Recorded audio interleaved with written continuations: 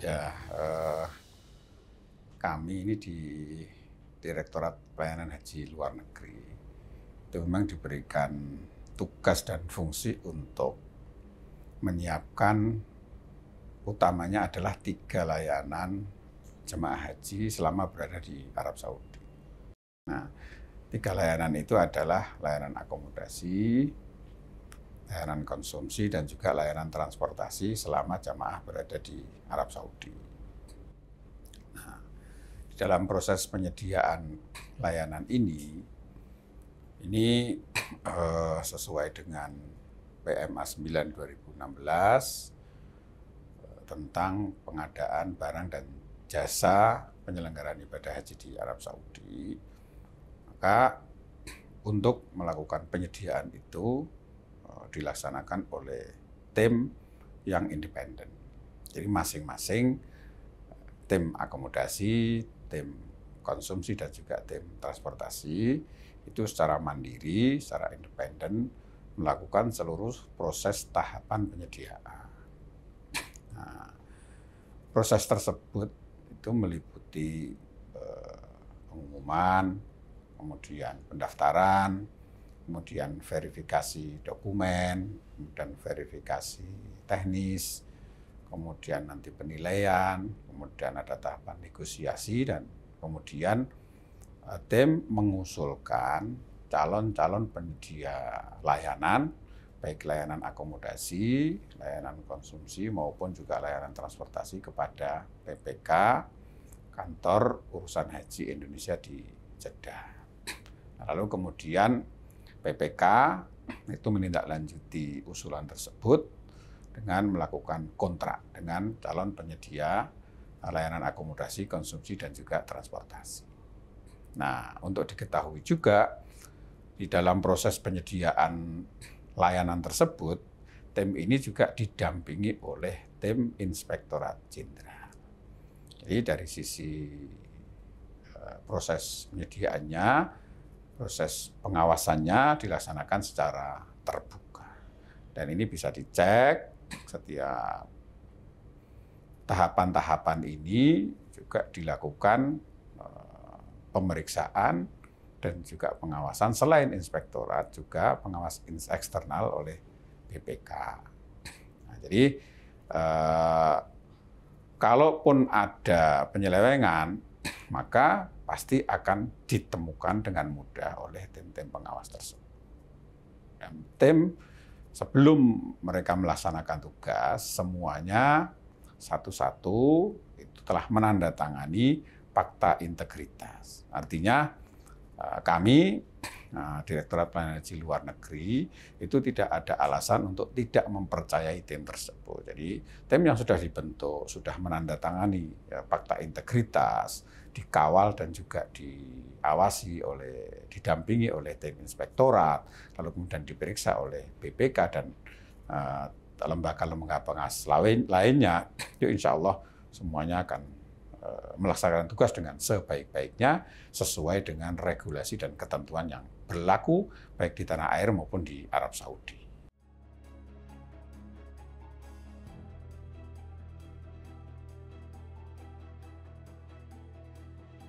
Ya, akomodasi yang harus kami siapkan di Arab Saudi itu di Kota Mekah dan juga di Kota Madinah. Nah, untuk di Kota Mekah ini seluruh jamaah haji itu harus mendapatkan akomodasi sejak dia datang sampai dengan kembali ke tanah air, baik langsung melalui Jeddah maupun melalui Madinah. Artinya apa? Satu musim penuh itu di Mekah itu harus memang kita sewa, kita sediakan untuk jamaah. Sehingga di Mekah ini kami harus menyediakan tidak kurang dari 50.000 kamar. Nah, pada tahun ini 50.000 kamar itu tersebar di dalam kurang lebih 170 hotel di Mekah. Nah, jadi di dalam proses penyediaan itu tim harus memilih 50.000 kamar itu dari ratusan ribu kamar yang ditawarkan oleh para calon penyedia layanan. Nah, ini memang betul-betul tim ini bekerja keras, memilih secara administrasi, lalu kemudian memilih secara teknis. Jadi secara administrasi seleksi yang masuk kategori memenuhi syarat administrasi, itu lalu kemudian masih harus diseleksi secara teknis. Apakah dia sesuai dengan wilayah yang kita tentukan, sesuai dengan jarak yang kita tentukan, sesuai dengan kualitas-kualitas lain yang telah ditentukan di dalam pedoman penyediaan. Nah, hasil pilihan-pilihan tersebut lalu kemudian diusulkan oleh tim untuk dikontrak oleh PPK. Nah, lalu kemudian di Madinah ini memang karakteristiknya berbeda karena jamaah tidak lama tinggal di Madinah. Sehingga di Madinah ini jamaah hanya beberapa hari untuk tahun 2024 kemarin ini itu ditetapkan 9 hari. Maka setelah 9 hari jamaah meninggalkan Madinah dan akan masuk jamaah yang lain. Nah, sehingga jumlah yang kita sewa itu memang tidak sebanyak yang di Mekah. Selain juga memang ketersediaan akomodasi di Madinah itu memang sangat terbatas. Apalagi Arab Saudi di tahun-tahun ini melakukan perluasan yang luar biasa. Pembongkaran di area non-markaziyah itu hampir separuh dari wilayah Madinah itu dibongkar. Sehingga yang tersisa adalah hotel-hotel yang ada di wilayah markaziyah. Nah, jemaah-jemaah dari negara lain yang biasanya menempati wilayah non-markaziyah itu pada tahun ini semuanya berada di markaziyah. Sehingga kompetisinya menjadi sangat ketat. Problem yang kita hadapi di Madinah ini selain keterbatasan jumlah akomodasi, juga rigidnya jadwal penempatan. Nah, tahun ini kita dapati bahwa ada beberapa penerbangan yang mengalami keterlambatan ya, atau delay atau bahkan penggantian jadwal. Nah, ini sangat mempengaruhi dari seluruh proses penempatan jamaah. Karena apa? Karena begitu pesawat itu tibanya terlambat, tapi check out-nya kita tidak bisa menunda. Karena apa? Karena jamaah berikutnya harus sudah masuk. Nah, ini yang dinamika di lapangan ini teman-teman luar biasa petugas untuk agar selain juga mengantisipasi keterlambatan itu, jamaah supaya tetap mendapatkan haknya, tapi juga tidak mengganggu layanan-layanan berikutnya. Nah, ini dinamika di Madinah. Jadi secara umum bahwa layanan akomodasi itu diberikan di Mekah dan juga di Madinah selama jamaah melaksanakan ibadah haji. Nah, lalu kemudian berikutnya terkait dengan layanan konsumsi. Nah, konsumsi ini lebih rumit dari akomodasi. Di mana rumitnya? Akomodasi ini dari sisi jumlah ya, konsumsi dengan yang telah disepakati bahwa jamaah itu mendapatkan layanan konsumsi sehari 3 kali selama berada di Arab Saudi, itu setiap jamaah itu mendapatkan kurang lebih 127 kali makan ya. Jadi kalau ditotal dengan jumlah jamaah yang 213.320, itu totalnya lebih dari 27 juta paket konsumsi selama berada di Arab Saudi. Nah, konsumsi ini setiap kali penyajian ini membutuhkan pengawalan yang luar biasa ketatnya. Karena apa? Titik-titik kritis di dalam layanan konsumsi ini, pertama tentu dari sisi distribusi. Untuk mendistribusikan konsumsi untuk jamaah haji sebanyak 213.320, maka tentu harus dipertimbangkan waktu yang cukup sebelum jamaah menerima konsumsi tepat pada waktu yang telah ditentukan. Contoh umpamanya sarapan pagi. Sarapan pagi itu jadwalnya distribusi itu jam 6 sampai jam 8 lah gitu ya.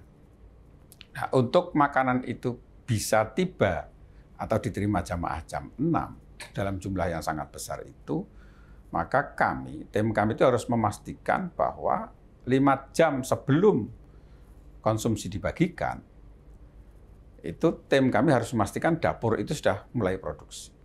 Jadi kalau jam 6 didistribusikan itu mundur 5 jam, itu berarti jam 1. Jam 1 malam, tim pengawas catering kami itu sudah keliling ke dapur-dapur untuk memastikan bahwa setiap dapur itu sudah mulai melakukan proses masak.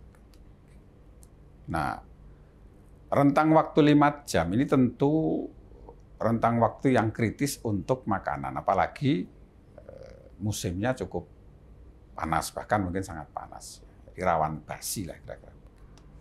Nah, untuk memastikan bahwa konsumsi itu diterima oleh jamaah dalam kondisi yang fresh, yang baik, yang masih layak dimakan, tentu proses-proses produksi itu, SOP itu harus dipenuhi. Sehingga waktu yang ditentukan itu juga harus disiapkan secara baik. Kalau kita dapati bahwa ada dapur yang terlambat mempersiapkan, maka ada 2 potensi yang sudah pasti akan kita hadapi. Yang pertama adalah potensi keterlambatan distribusi. Karena begitu dia terlambat memulai, maka dia akan terlambat mendistribusikan. Nah, potensi yang kedua itu adalah basi. Kenapa basi? Karena spare waktu yang tersedia sudah berkurang tadi itu, maka si dapur untuk ngejar waktu distribusi, dia memaksakan makanan yang seharusnya belum saatnya dibungkus, dikemas secara rapat, itu masih panas dikemas. Nah, kondisi makanan yang masih panas dikemas ini berpotensi mempercepat proses basi. Nah, dalam proses ini pengawasan petugas kami yang luar biasa untuk menjaga itu. Sehingga ketika kemudian di dalam proses itu didapati ada makanan-makanan yang tidak layak, maka sebelum itu sampai ke jamaah sudah bisa diantisipasi dan kemudian segera mendapatkan gantinya. Nah, ini titik kritis yang pertama. Titik kritis yang kedua adalah soal selera, ya, cita rasa. Bahwa menu yang kita siapkan itu disusun oleh para ahli, ya, ahli gizi, ahli kesehatan dari lembaga-lembaga yang kredibel, ya, Sekolah Tinggi Pariwisata dari Kementerian Kesehatan menyusun menu itu dan disesuaikan dengan ketersediaan bahan baku yang ada di pasar Arab Saudi. Nah, sehingga menu-menu itu tentu sudah melalui pertimbangan yang sangat matang untuk kemudian disajikan kepada jamaah. Nah, memang kami belum bisa menyajikan menu itu sesuai dengan selera 213.320 jamaah lah dari sisi kulinernya lah gitu ya. Tetapi kami harus memastikan bahwa seluruh menu yang disajikan itu sudah memenuhi kebutuhan nutrisi, kebutuhan gizi untuk setiap jamaah, ya, untuk setiap kali makannya. Jadi itulah yang menjadi concern kami bahwa setiap konsumsi yang disajikan itu telah memenuhi kebutuhan nutrisi bagi setiap jamaah. Jadi tentu kami mohon maaf kalau dari sisi cita rasa itu belum bisa memenuhi 213.320 lidah itu secara kuliner. Tapi secara kebutuhan nutrisi insya Allah semuanya sudah terpenuhi. Nah, ketika situasi Kota Madinah maupun Kota Mekah itu dalam situasi yang sangat padat atau masa puncak, ini juga menjadi titik kritis tersendiri, gitu ya, di mana pihak keamanan, pihak kepolisian dengan pertimbangan-pertimbangan lalu lintas, pertimbangan keselamatan jamaah yang sangat banyak, melakukan rekayasa lalu lintas, yang ini juga sangat mempengaruhi proses distribusi makanan, ya, dari dapur menuju ke hotel. Nah, ini kami harus mengerahkan petugas-petugas kami di lapangan untuk juga mengantisipasi situasi itu. Dan alhamdulillah sampai pada akhirnya seluruh jamaah bisa mendapatkan layanan konsumsi tepat pada waktunya. Nah, yang disebut tepat pada waktunya itu tentu sesuai dengan rentang waktu yang telah ditetapkan dan telah tertulis di setiap box yang disajikan. Kalau sarapan pagi itu jam 6 sampai jam 8, itu jam 7 itu meskipun sudah terlambat 1 jam dari jam 6, masih tetap pada waktunya. Memang ketika jamaah kemudian jam 6 sudah lapar, kemudian dia datangnya itu karena harus keliling setengah 7, setengah jam ini kan juga cukup lama. Gitu. Tetapi itu masih dalam rentang waktu. Gitu. Nah kalau jam 9 itu disebut terlambat. Tapi ketika jam 6 sampai jam 8, ya itu masih pada waktunya, masih tepat waktu. Gitu ya. Nah itulah fungsi dari tulisan yang secara besar dituliskan di dalam setiap box. Itu untuk memberikan informasi kepada para jamaah bahwa makan pagi itu jam sekian sampai jam sekian, makan siang jam sekian sampai jam sekian, makan malam jam sekian dan jam sekian. Nah, titik kritis berikutnya bahwa memang waktu makan itu, baik makan pagi, makan siang maupun makan malam, itu adalah waktu-waktu aktivitas jamaah beribadah. Tradisi jamaah itu. Jadi kalau sarapan pagi itu biasanya jamaah itu berangkat di waktu-waktu tahajud. Mulai jam 2 itu jamaah sudah mulai bergelombang untuk datang ke Masjidil Haram. Mereka bisa sampai ke Masjidil Haram lebih pagi, bisa melaksanakan sholat tahajud sambil menunggu sholat subuh. Lalu kemudian sholat subuh, mereka bisa memanfaatkan untuk beribadah lainnya, untuk tadarus, untuk iktikaf, sambil menunggu terbit matahari, lalu kemudian mereka sekalian sholat duha. Nah, selesai sholat duha, mereka baru kembali ke hotel masing-masing, dan itu sudah jam 8, bahkan ada yang jam 9. Padahal konsumsi itu dibagikan jam 6 sampai jam 8. Itu pagi, siang juga demikian. Nah, tapi kalau siang ini memang jamaah banyak yang mengurangi aktivitasnya ya, mereka lebih banyak di hotel karena memang suasana sangat panas. Tapi sebagian yang lain jamaah ini juga berangkat di waktu duha, pulang ba'da duhur. Itu. Nah, duhur ini sudah lewat jam 12, kemudian selesai sholat itu sudah lewat jam 1. Maka kalau jam 1 jamaah baru keluar dari masjid, jalan menuju terminal, antri di terminal sampai ke hotel 30 menit kemudian sudah setengah 2 atau bahkan jam 2. Tentu itu sudah lewat waktu makan siang. Padahal makan siang dibagikan jam 11 sampai jam 1. Nah, ini kondisi aktivitas. Malam ini jamaah hampir mayoritas melakukan aktivitas ibadah itu di malam hari. Tradisinya jamaah itu berangkat sebelum atau sesudah asar dan kembali ke hotel itu ba'da isya. Nah, isya di Mekah maupun di Madinah itu selesai sholat itu sudah hampir jam setengah 10 malam. Nah, ketika kembali itu sudah jam 10. Tentu kalau distribusi makanan konsumsi malam hari itu jam 5 sampai jam 7, jam 10 tentu sudah jauh dari waktu yang telah ditentukan. Nah, ini memang yang kami lakukan adalah melakukan sosialisasi sebesar-besarnya kepada jamaah. Baik di manasik-manasik resmi maupun melalui informasi-informasi yang ada, langsung maupun tidak langsung terkait dengan waktu penyajian makanan ini. Supaya jamaah bisa menyesuaikan sendiri situasi yang ada, disesuaikan dengan kebutuhan aktivitas dia untuk beribadah di Masjidil Haram, baik maupun di Masjid Nabawi. Nah, ini konsumsi ya. Lalu kemudian yang ketiga itu transportasi. Nah, transportasi ini ada ada 3 jenis transportasi ya. Pertama adalah transportasi antar kota. Nah, transportasi yang mengantarkan jamaah haji dari bandara menuju ke kota Madinah, Madinah menuju Mekah, Mekah menuju Jeddah, maupun sebaliknya. Dari Jeddah menuju Mekah, Mekah ke Madinah, kemudian Madinah kembali ke bandara untuk kembali ke tanah air. Nah, untuk transportasi antar kota ini, memang jenis bis yang disediakan, spesifikasi yang disediakan oleh pemerintah Arab Saudi melalui perusahaan-perusahaan angkutan di bawah koordinasi Nagaba, ini jenisnya adalah namanya coach bus ya, bus antar kota. Nah, bus antar kota itu satu bus di dalamnya ada penumpangnya, lalu kemudian bagasinya itu ada di bawah. Sehingga memang bis itu tinggi. Ya, jenis bisnya itu memang tinggi.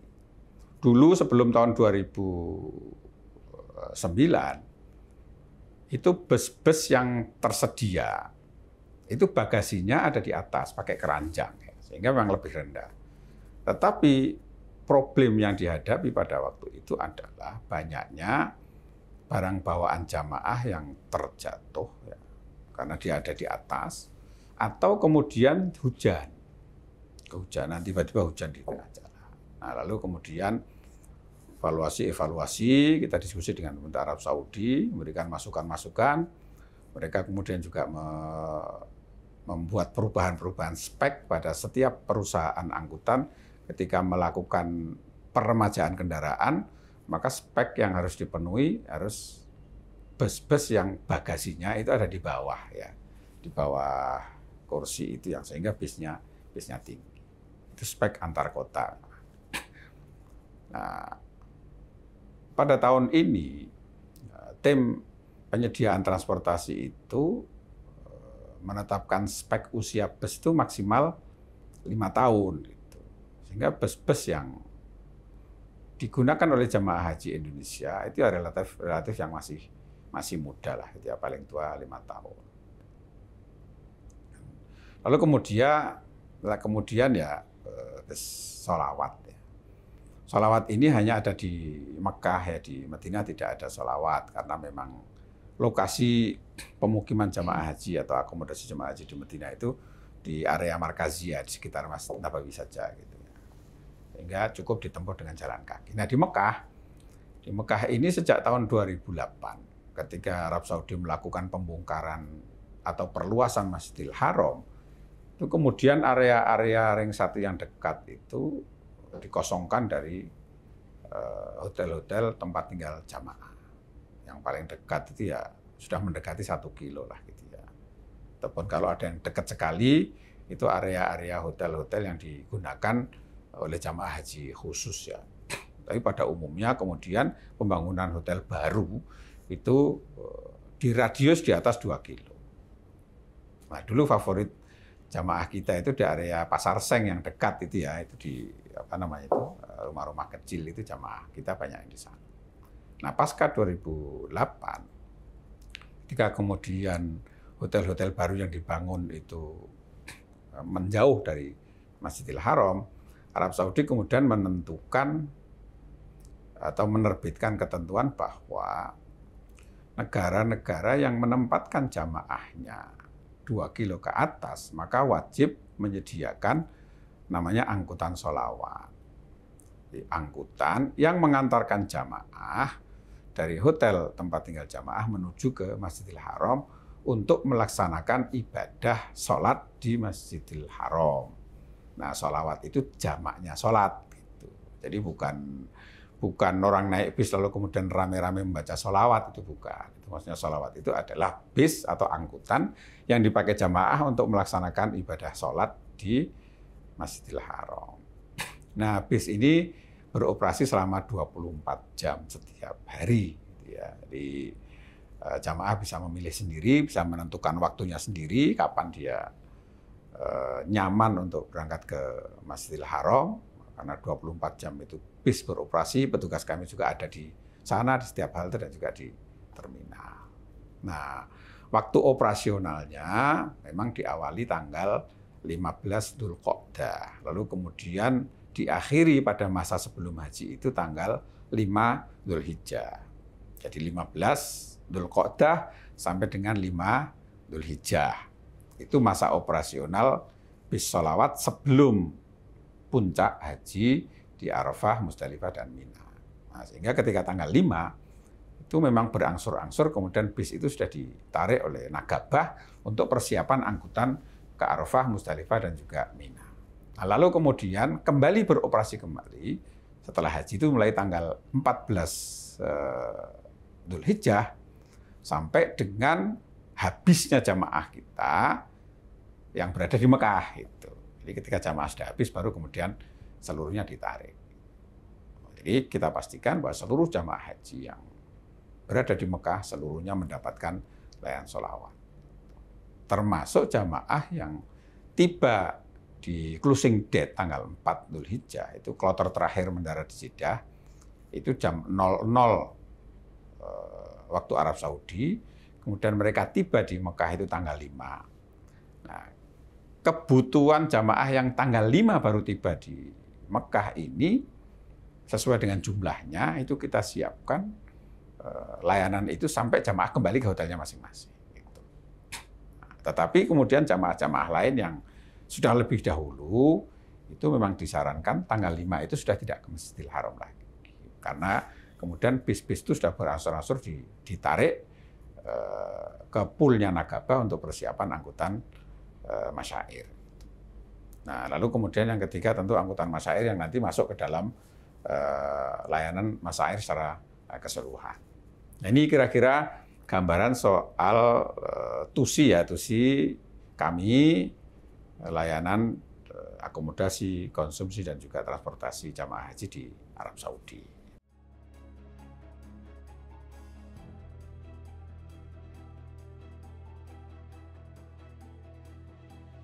Ya, Arab Saudi itu sebelum tahun 2022 itu untuk mitra layanan setiap negara pengirim jamaah itu sifatnya adalah mandatori. Bentuknya adalah mitra layanan itu muasasah atau yayasan ya, nirlaba. Nah, mandatorinya bagaimana? Untuk negara-negara ASEAN ya, Asia Tenggara itu sudah ditentukan dengan muasasah Asia Tenggara. Negara-negara Asia Selatan itu sudah dengan muasasah Asia Selatan. Arab dengan muasasah Arab, Afrika dengan Afrika, dan seterusnya. Ada 6 muasasah. Nah, pada masa pandemi itu Arab Saudi menerbitkan keputusan raja transformasi dari muasasah itu ke syarikah. Pada saat tahun 2022 pelaksanaan ibadah haji tahun pertama pasca pandemi, itu status itu sudah menggunakan syarikah, tetapi masih skemanya muasasah. Nah, lalu kemudian di 2023 itu sudah menggunakan syarikah. Nah, karena di tahun 2023 itu jumlah syarikah masih sama dengan muasasah yang sebelumnya yang hanya 6, nah, maka otomatis kemudian syarikah Janub Syarqi Asia atau Asia Tenggara ini yang menjadi pilihan Indonesia untuk menjadi mitra layanan.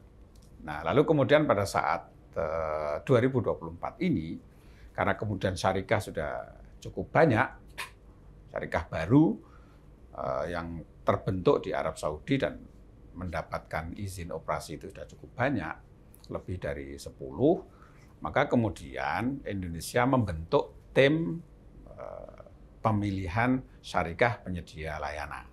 Nah, tim ini independen, ya. Tim ini independen, bekerja sesuai dengan pedoman yang telah ditentukan, kemudian timnya juga dibentuk dengan SK Dirjen. Nah, mereka melaksanakan tugas proses ini dengan tahapan-tahapan sebagaimana lazimnya proses penyediaan, mulai dari pengumuman, kemudian verifikasi pendaftaran, verifikasi dokumen, kemudian ada presentasi, lalu kemudian ada penilaian, ada negosiasi, dan juga ada usulan penetapan. Nah, lalu kemudian terpilihlah syarikah Masyarik ini sebagai penyedia layanan mitra layanan Indonesia pada tahun 2024 atau 1445 Hijriah. Nah, lalu kemudian ada beberapa catatan ya, baik dari para pengawas, dari para pemerhati bahwa Masyarik ini di tahun 2023 ini kan banyak catatannya. Ada wan prestasi yang dilakukan oleh Masyarik ya, dan itu juga tidak luput dari evaluasi kami. Nah, tetapi kemudian setelah kita ajukan evaluasi itu, kita sodorkan ke Kementerian Haji, lalu kemudian mereka juga melakukan evaluasi, bahkan membentuk tim khusus untuk melakukan evaluasi menyeluruh dan investigasi menyeluruh terhadap kasus yang terjadi di tahun 2023, utamanya adalah di Masyair Al-Muqaddasah di Arafah, Musdalifah, dan juga Mina, keterlambatan jemaah haji dari Musdalifah ke Mina, itu ternyata seluruh syarikah yang ada, tidak hanya syarikah masyarik, tapi syarikah-syarikah yang lain, itu mengalami hal yang sama. Nah, di dalam penilaian Kementerian Haji Arab Saudi, dari sekian banyak syarikah yang melayani dan kemudian mengalami masalah yang juga dialami oleh syarikah-syarikah yang lain itu, dalam penilaian Kementerian Haji itu ternyata masyarik itu mendapatkan penghargaan namanya Labbaitum. Penghargaan yang diterbitkan oleh Kementerian Haji bahwa syarikah masyarik ini ternyata menduduki peringkat pertama prestasi yang dia berikan sebagai buah dari layanan yang dia berikan di 2023. Artinya apa? Betul bahwa di tahun 2023 masyarik itu mengalami masalah, menghadapi masalah, dan kita anggap itu sebagai one prestasi. Maka kemudian evaluasi kita berikan, catatan kita berikan sampai ke Kementerian Haji. Nah, ternyata kemudian setelah kami mendapatkan informasi yang lebih lengkap, semua syarikah di tahun 2023 itu mengalami masalah. Tapi yang lebih penting lagi adalah bahwa proses pemilihan syarikah itu sudah melalui tahapan-tahapan sebagaimana pedoman yang telah ditentukan oleh penilaian-penilaian itu, dan ternyata memang usulan dari tim yang melaksanakan pemilihan itu dari berbagai sisinya ya memang yang terbaik pada saat itu ya masyarik. Dari proses insya Allah itu juga kredibel, akuntabel, dan juga tim ini insya Allah semuanya bisa dipercaya dan bisa diperiksa secara detail mulai dari proses awal sampai dengan akhir pengusulan. Terkait dengan pemilihan syarikah pada tahun 2024, setelah Arab Saudi melakukan transformasi dari muassasah menuju ke syarikah, dan syarikah ini kemudian sifatnya adalah kompetitif, maka pemilihan syarikah ini juga harus dikompetisikan. Nah, untuk mendapatkan syarikah yang terbaik, maka kemudian dibentuklah tim tersendiri secara independen dan mandiri melakukan proses-proses dan tahapan-tahapan sesuai dengan ketentuan yang telah ditetapkan. Nah, syarikah yang terpilih itu sudah melalui tahapan-tahapan yang bisa dicek sejak dari pengumuman, pendaftaran, verifikasi dokumen, verifikasi teknis, presentasi, penilaian, dan kemudian pengusulan calon penyedia atau calon mitra yang akan ditetapkan sebagai syarikah atau perusahaan penyedia layanan bagi jemaah haji Indonesia.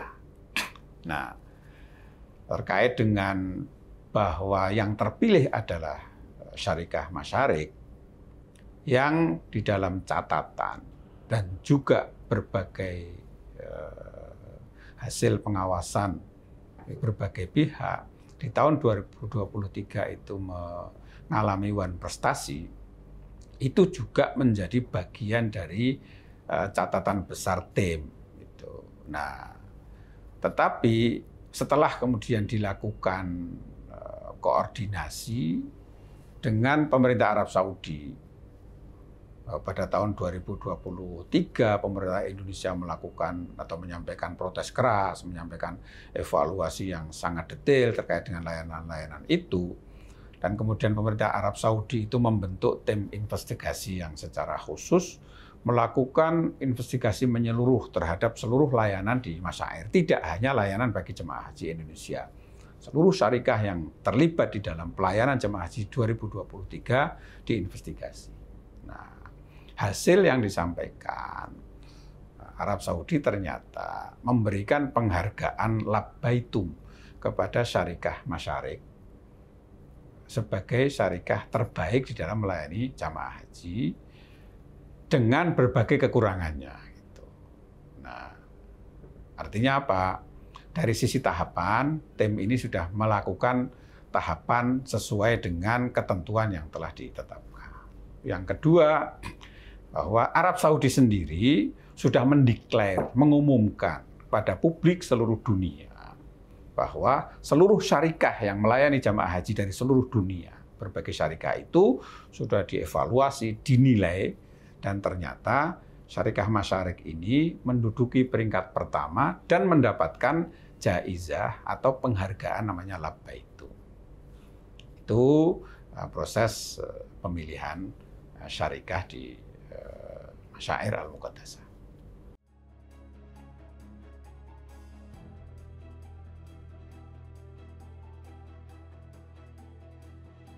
Ya, sejak Arab Saudi itu menetapkan bahwa seluruh kontrak-kontrak itu harus melalui elektronik atau e-hajj, itu semua kontrak itu sifatnya adalah 100% dan dibayar 100%. Artinya apa?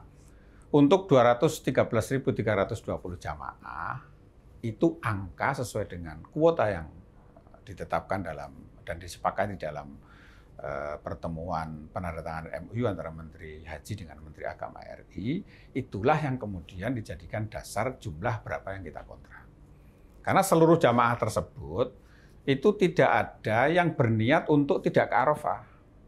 Tidak ada jemaah yang berniat untuk tidak ke Musdalifah dan juga tidak ke Mina. Semuanya berniat untuk melaksanakan prosesi haji itu. Maka kontraknya harus memang 100%. Kemudian dibayarkan melalui haji itu sebanyak 100%. Nah, di dalam perjalanannya, kemudian kita melakukan berbagai diskusi, merujuk kepada ke belakang-belakang. Tradisi jamaah kita memang untuk mengurangi ya kepadatan di tenda di Mina utamanya, itu banyak jamaah yang secara mandiri, secara sukarela, itu melakukan yang namanya tanazul. Jadi dia ke Mina, lalu kemudian dia kembali ke hotelnya masing-masing, nginap di hotel. Nah, pada saat dibutuhkan, dia kembali ke Mina untuk melaksanakan ibadah namanya lontar jumroh dan sekalian mabit. Tetapi kemudian kembali lagi ke hotel di Mekah. Nah, ini juga menjadi bagian yang kita diskusikan dengan pihak Masyarik bahwa ada sekian jamaah kita yang secara tradisional itu kembali ke hotel. Sedangkan mereka, Masyarik itu menyediakan layanan konsumsinya itu di Mina. Nah, ini bertahun-tahun itu pihak mitra kita itu menyatakan memang tidak sanggup untuk mendistribusikan makanan ke hotel-hotel karena dapurnya ada di Mina. Nah, tahun kemarin ini mereka kemudian menawarkan bahwa jamaah yang kembali ke hotel itu dibawakan atau dikirim makanan pengganti, gitu ya. Dan ini kita tuangkan di dalam adendum. Itu. Jadi kontrak 100% itu kemudian di adendum, itu kemudian di sana dituangkan bahwa sekian jamaah ini akan kembali ke hotel. Oleh karena itu, maka dia harus menyediakan layanan atau makanan yang jamaah yang tinggal di hotel tersebut, dan itu dilakukan oleh dia, gitu. Diberikan itu. Memang tidak nasi, gitu ya. Makanan pengganti, roti dan juga jus dan lain-lain. Gitu. Nah, lalu kemudian termasuk juga jamaah yang melaksanakan nafar awal. Nafar awal ini adalah jamaah hanya tinggal di Mina sampai tanggal 12, yang mestinya sampai tanggal 13. Mereka tanggal 12 itu sudah kembali ke hotel masing-masing, gitu ya. Nah, yang kembali ke hotel masing-masing ini juga sudah kita hitung, dan kita sepakati dengan pihak Masyarik bahwa mereka agar tidak kehilangan haknya. Jadi ketika mereka kembali dari Mina tanggal 12 pagi, itu dia sarapan di tenda, makan siangnya dibawakan. Lalu kemudian makan malamnya itu diberikan dalam bentuk makanan pengganti sekaligus untuk sarapan pagi tanggal 13. Nah, tanggal 13 siangnya memang itu dia sudah mendapatkan layanan makanan yang dari dapur-dapur non masyair.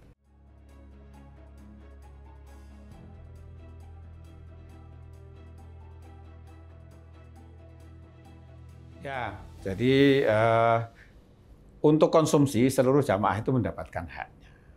Memang dia tidak menggunakan haknya untuk menginap di tenda. Itu atas pertimbangan-pertimbangan sendiri. Hanya atas pilihan jamaah untuk meninggalkan itu. Dan ini memang saat ini satu-satunya jalan untuk mengurangi kepadatan di Mina itu seperti itu. Nah, ini ke depan kita akan menyiapkan skema yang lebih rapi ya, sejak awal, dan ini sudah kita komunikasikan dengan pemerintah Arab Saudi ya, agar untuk mengurangi beban kepadatan di Mina itu kita skemakan sejak awal. Ada sebagian jamaah yang memang kita tawarkan untuk tanazul. Jadi ketika tahun ini itu nanti kita akan mulai dari saat jamaah melakukan pelunasan, itu kita sudah akan tawarkan ini. Sehingga ketika nanti sudah 100% melunasi, kita sudah punya angka berapa jamaah yang akan memilih skema tanazul, atau kita mandatorikan tanazul dengan kriteria tertentu, lalu kemudian layanannya seperti apa, ini akan kita siapkan. Karena memang problem kepadatan di Mina itu tidak bisa kita hindari. Dengan jumlah jamaah yang terus bertambah, tapi kemudian space area di masyair, utamanya di Mina secara syar'i itu tidak bertambah. Arab Saudi sudah mencoba melakukan inovasi yang luar biasa dengan memperluas Mina ke arah Musdalifah, yang sering bisa kita sebut dengan Mina Jadid ya. Tetapi sampai sekarang yang sudah puluhan tahun, jamaah yang ditempatkan di Mina Jadid itu masih was-was, masih ragu-ragu, saya ini mabit beneran apa tidak. Karena kan tempatnya adalah di Musdalifah, meskipun disebutnya adalah Mina Jadid gitu. Nah, beruntung kita, para ulama kita, para kiai kita, para pembimbing kita, itu punya jalan keluar yang sangat bijak ya, terutama bagi jamaah-jamaah yang memang secara fisik kuat. Itu jamaah yang tinggal di Mina Jadid itu begitu sore menjelang terbenam matahari, diajak berjalan menuju ke area Mina gitu kan. Lalu kemudian kembali lagi setelah melontar jumroh setelah lewat tengah malam. Nah, ini salah satu mensiasati mereka tetap berada di Mina karena mereka kemudian bergerak menuju ke area Mina sampai melewati tengah malam baru kembali ke tenda untuk menginap. Nah, tapi ini kan kalau jamaah kita kondisi fisiknya itu kuat ya dan bugar. Ketika kemudian itu jamaahnya sepuh-sepuh kan itu tidak bisa dipaksakan. Nah, oleh karena itu maka skema tanazul yang juga sudah menjadi rekomendasi dari banyak pihak itu tahun depan ini akan kita siapkan secara lebih detail ya, secara lebih rinci. Lalu kemudian juga kita komunikasikan dengan jamaah melalui berbagai peristiwa, manasik, lalu kemudian pertemuan-pertemuan informal, lalu kemudian nanti juga kita akan lakukan mudzakarah dengan kelompok-kelompok keagamaan, dengan organisasi keagamaan, para ulama, untuk bagaimana secara syar'inya terkait dengan skema-skema tanazul ini.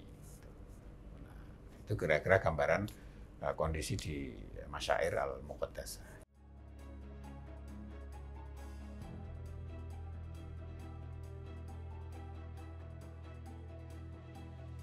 Ya, bus sholawat itu atau angkutan sholawat itu bermula di tahun 2008 ya. Ketika Arab Saudi mulai memperluas area Masjidil Haram ya. Itu kemudian dimasukkan pasal tentang angkutan sholawat. Pada waktu itu sampai dengan tahun 2010 itu populasi bus dengan jenis city bus dengan yang bodi rendah 3 pintu itu jumlahnya sangat terbatas dan itu hanya dimiliki oleh satu perusahaan saja, namanya perusahaan Sapco. Nah, oleh perusahaan Sapco itu hanya digunakan untuk melayani rute Jamarat Mahbasjin Bab Ali. Di luar rute itu orang kalau mau nyewa itu adanya adalah bis-bis antar kota yang tinggi-tinggi itu. Nah, Lalu kemudian 2011-2012 pemerintah Indonesia menetapkan jarak terjauhnya itu 2,5 km, tapi tanpa angkutan. Itu kan. Kalau Arab Saudi menetapkan 2 kilo, nah itu kita karena juga supaya tetap dapat hotel, kalau hanya 2 kilo itu kan hotelnya terbatas. 2,5 km, nah, tapi tidak ada layanan sholawat. Karena setengah kilo ini kan rumit juga gitu kan. Nah, sehingga 2011-2012 itu tidak ada angkutan sholawat kita. Nah, 2013 itu populasi jenis city bus ya, city bus, bis yang untuk angkutan sholawat itu, angkutan massal, itu sudah cukup banyak. Dan beberapa perusahaan itu memiliki spesifikasi bis tersebut. Ya. Nah, sehingga kemudian mulai 2013 itu kita sudah mulai menyiapkan skema layanan sholawat secara lebih detail dengan melibatkan personil-personil dari Kementerian Perhubungan dan juga teman-teman dari Sekolah Tinggi Angkutan Darat untuk menghitung dan juga menyiapkan skema-skema layanan itu. Nah, city bus itu spesifikasinya adalah bus memang untuk ramah lansia. Karena apa? Dia itu bodinya rendah, pintunya 3. Tuh ya.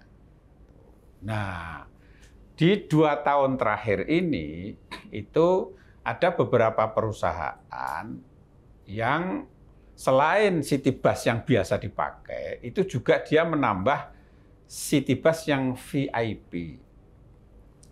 Nah, city bus VIP itu apa? Nah, city bus VIP-nya itu jenis yang sama, tetapi dia kalau berhenti membuka pintu, itu agak bisa turun sedikit. Lalu kemudian di pintunya itu ada tangga lipat yang bisa untuk naik turun kursi roda. Nah, populasi bis seperti itu, seluruh Arab Saudi yang digunakan di Mekah, itu hanya ada 25 unit. Nah, 25 unit itu tersebar dalam beberapa syarikah. Nah, syarikah yang kita kontrak untuk layanan sholawat, itu semuanya kita pakai yang jumlahnya 20. Yang 5 itu punya syarikah lain yang tidak kita kontrak. Artinya apa? Semua bus yang bentuknya VIP untuk layanan lansia, itu 100% sudah kita sewa. Adanya memang hanya 20 gitu. Nah, bedanya apa dengan city bus yang lain? Ini kursinya lebih sedikit. Nah, lalu kemudian di ruang-ruang itu, jamaah yang bawa kursi roda itu bisa langsung parkir di bis itu. Gitu. Kalau yang bis sholawat yang lain, yang city bus yang lain itu kan kalau bawa kursi roda dilipat. Gitu ya. Tetap bodinya rendah juga. Gitu. Cuman memang jumlah penumpangnya lebih banyak. Nah, ini jadi kondisi real yang ada di Arab Saudi itu seperti itu. Nah, lalu kemudian kita coba diskusikan dengan para syarikah yang kita kontrak, kenapa jumlah bus jenis ini kok jumlahnya sangat terbatas. Nah, mereka dari sisi mereka ya, sisi bisnis mereka, bahwa jenis bis yang city bus yang spesifikasi VIP tadi itu harganya 3 kali lipat dari yang biasa. Sedangkan pengguna bis itu sedikit sekali gitu. Jadi dari sisi mereka, kenapa mereka tidak menyediakan dalam jumlah besar ya itu pertimbangannya. Gitu. Bahwa memang secara ketentuan internasional ya persentase dari bis itu sudah cukup memang. Gitu. Ya karena memang kemudian jamaah kita yang datang sangat besar, gitu ya. Segitu memang menjadi tidak cukup. Tapi untuk ukuran sehari-hari kita bisa lihat kalau di angkutan umum ya, angkutan umum kita di Transjakarta. Transjakarta itu satu bis yang dikhususkan untuk lansia, untuk disabilitas itu kan hanya berapa seat saja dari itu kan. Nah itu kalau dihitung dari persentase itu sudah cukup. Tapi tentu ini bukan menjadi alasan kami untuk tidak melakukan berbagai upaya untuk perbaikan lebih lanjut ya. Tentu kita mendorong juga bahwa kita sudah menyajikan komposisi calon jamaah kita setiap tahun, ya kan, tahun ini dan tahun depan itu kira-kira jamaah kita dengan usia sekian itu akan sekian gitu.